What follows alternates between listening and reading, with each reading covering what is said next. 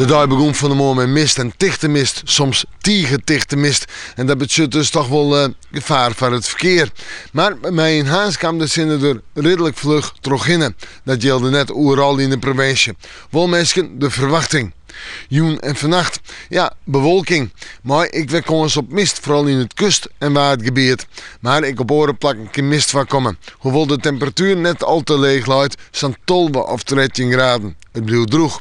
En de wind uit het oosten waai zwak of matig, maar in het kust- en waardgebied kan de wind vrij krachtig wezen.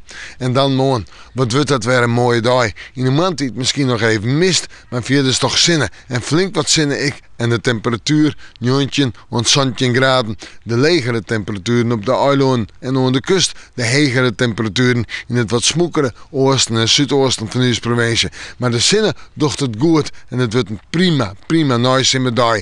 En dan de wind, die is wel wat sterk, matig en vrij krachtig. Komt uit het oosten waai, viert een beetje wat kouder aan. In het watergebied kan de wind zelfs krachtig worden. En dan op naar het weekend en het vooruitzicht.